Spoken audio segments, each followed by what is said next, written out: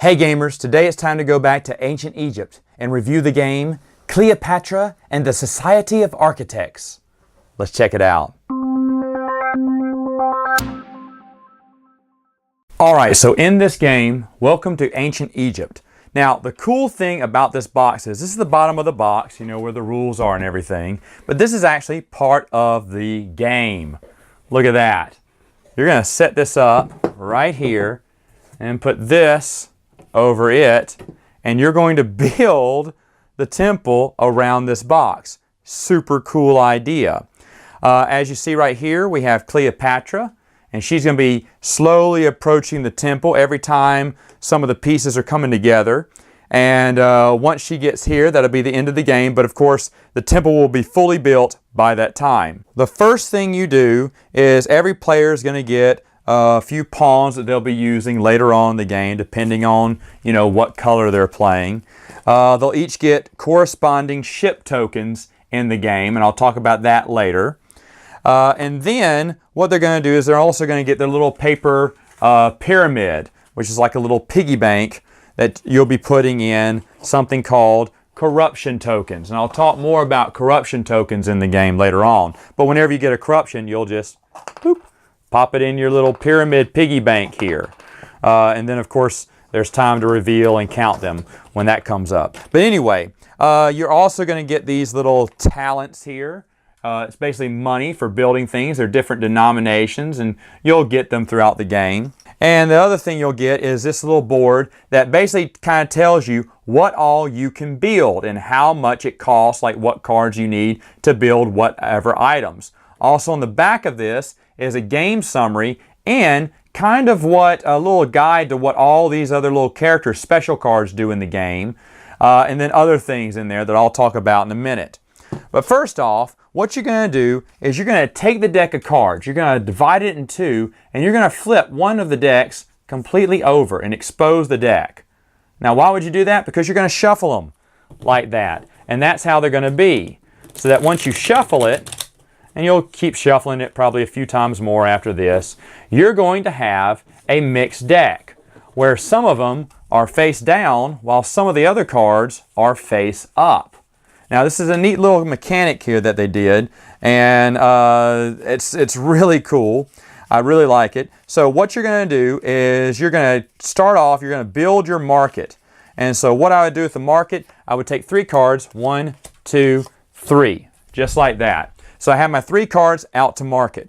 So first thing I would do is I look at my game sheet here. I can either visit the market or visit the quarry. The quarry is over here where I can put pieces and build them around the temple. Now, of course, at my first turn, everyone's going to be going to market. So what do? First off, you add the contents of one of the market stalls, and these are the market stalls, to your hand. Now you see, I can only tell what this one is. I know this one's marble, and marble, according to this, can help me build a few things in the game, but I don't know what the other ones could be. They could be good too. Well, I'm going to go with a sure bet. I'm going to pick marble. Okay, so I have that card in my hand. Now, what's the next thing I do? It says, if you have over 10 cards in your hand, later on in the game, I will. I would have to discard all my cards in excess of 10 and take 1 corruption. Or I could keep all the cards in my hand and pay 1 corruption amulet for each card I pick over 10. So if I had, like, let's say 12 cards in my hand at this point, I could either discard down to 10 or basically 11, because I still get a corruption anyway for keeping that 11th card. So I could go down to 11, take 1 corruption, or keep all 12 cards and just pay 2 corruption. And what I would do, let's say this is my little pyramid here. Of course, I would take 2 of these corruption tokens and I would put them in my little pyramid. Of course, this would be on the ground here, and add them to my little pyramid. Now, the pyramid hides how much corruption everyone has, so it's kind of hard to keep track, especially when you're playing with 5 players, who all has what corruption. Anyway, that's what I would do on my turn. And then I would replenish all 3 market stalls by adding 1 card to each. So then I'd take the deck, and I would go 1, 2, 3. Just like that. And so the next player behind me can pick one of this deck or that one or this card, and they'll pick one, and then they'll keep adding it. So as you can see, these markets will go different ways. Some will be hidden, some will be exposed. Now, the markets carry a lot of things. A lot of regular items. They carry artisans, that you need those too. Stone. Let's see if I can find some other corruption ones here. Okay, see, if you have something like this and it shows that corruption token, you can use this, but if you play it, it's going to cost you 1 corruption. There are also characters in the game, like, let's look at the Smuggler here. He comes with a corruption. Now, what he does is, if you have more than 10 cards in your hand, keep them all at no additional cost. Ooh, that's nice. So if I had 13 in my hand, I could play the Smuggler, only gain 1 corruption, and keep the rest of them in my hand. And there are other characters like that, and they will tell you what each one of them do here and how much corruption you will take when you use them. So eventually you'll be using them, and everyone's getting corruption in the game no matter what. Now, every time you build an item, it will tell you how much you're getting. Sometimes you get extra money for building 2 at one time, which is why you probably want more than 10 cards in your hand. So for instance, if I built 2 of these Sphinxes, the first one gives me 10, but if I build a second one, it would also give me 5. That would give me 7 points by building 2 Sphinxes at once. Different items give you different amounts here, but you have to save up and get that many cards. Sometimes everyone's going for the same one and you've got to beat them, or give it up and try looking for something else. But once you build anything like this, let's say I built those 2 Sphinxes. There's 1 and 2. You have to build them in that order there. So I put them on the board. Now, once that's done, I would grab that many talents, so I would get 7. And so I look in here and I got these little talents here. I got a 5 and a 2, so that's 7. That's the money I would get for building those. And so as you're going out through the game, you are just building more of these as time goes by. Now, once you complete something, like let's look at the obelisk. There's only 2 of them, and they're worth 12 points, and people are going to get them real quick. Once they put both of them out there, Cleopatra is going to move 1 space. Once someone completes the Sphinxes, let's say, then she's going to move a 2nd space. What if someone builds the throne room up here?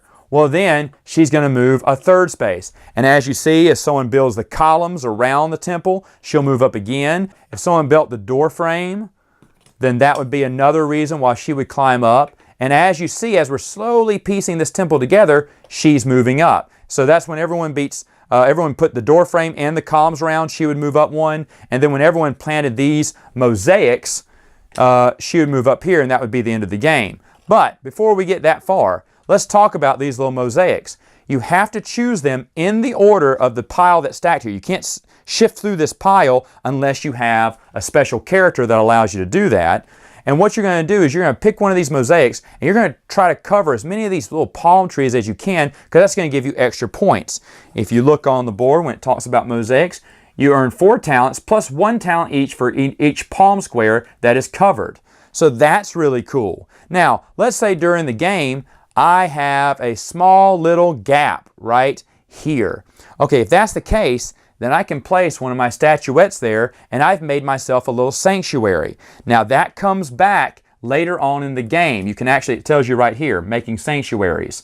So if I have a little open space there that I just made, put him there, and that's going to help me at the end of the game.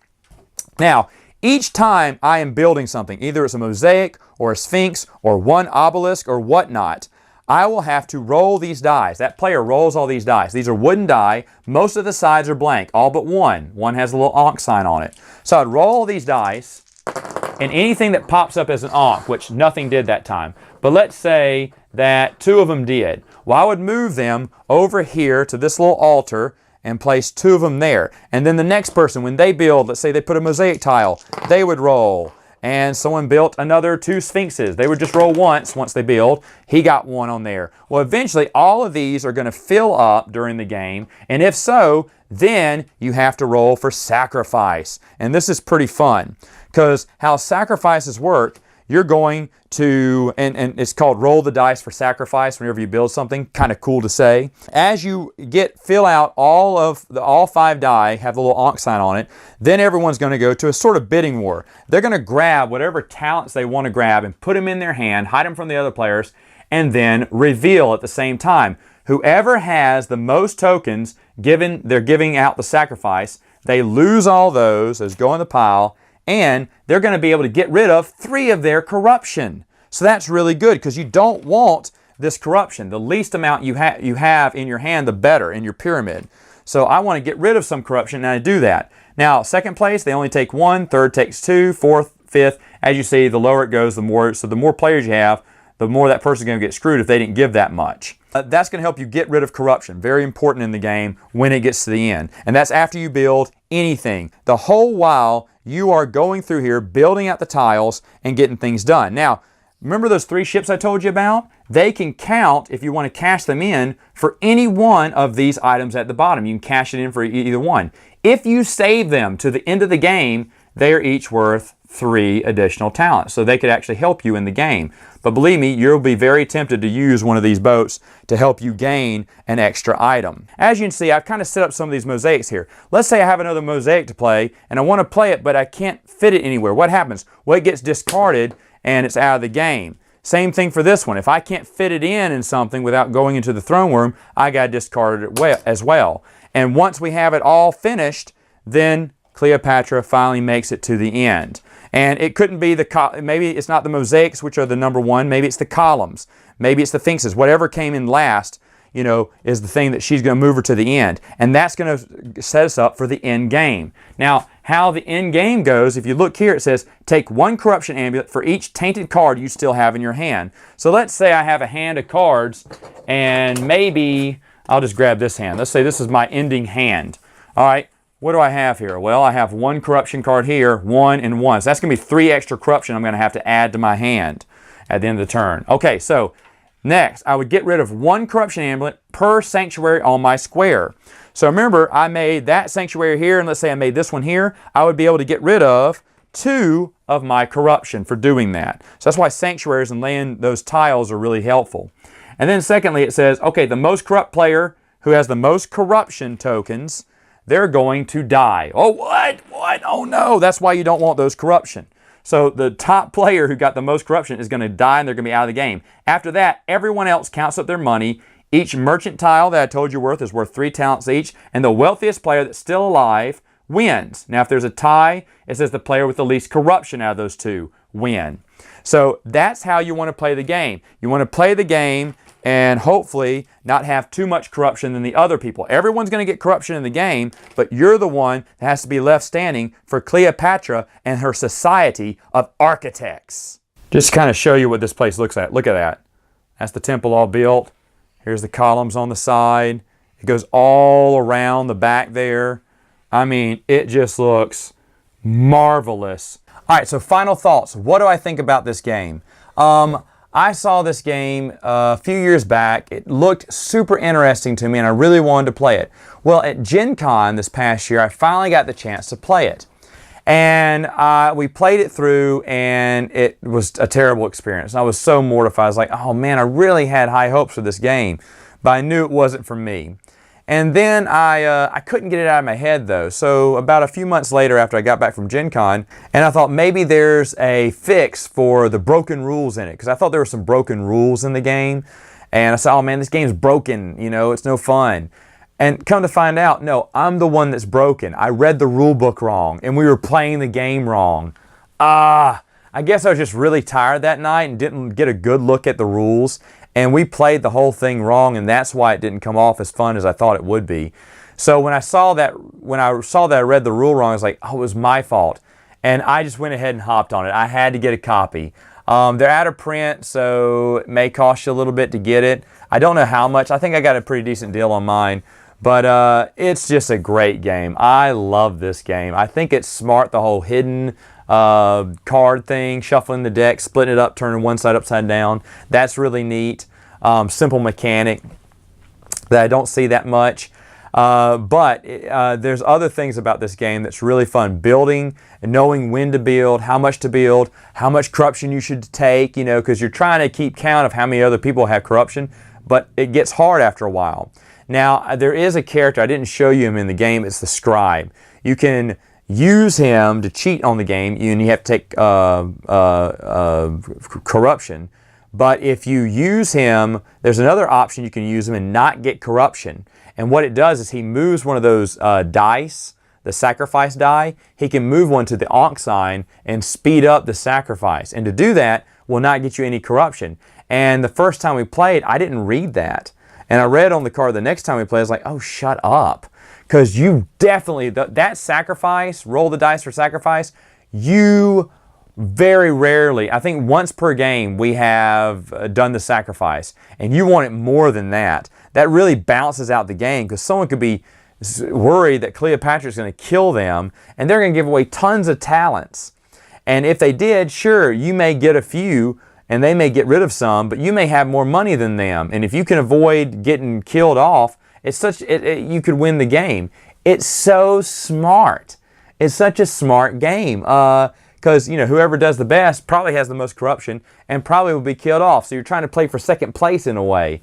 It's crazy. How much money should you spend? You swear up and down you will never use those boats, and you use them all. I mean, it's just great. I haven't had a game yet I haven't enjoyed about this. Should you get it? Well, it's up to you. It's a little bit of an odd game. It is out of print, so you could be paying a little bit for it. But as you see, completed, the game just looks beautiful. I love it when they use the board game box too. I think that's fun. I think that's smart. This game, this is one of the games, the more I play it, the more I like it, and the more it's going to climb up my list of favorite games. So Cleopatra and the Society of Architects, up to you to decide whether it's worth it or not. All right, gamers, that is all the time I have for now. Until next time, game on.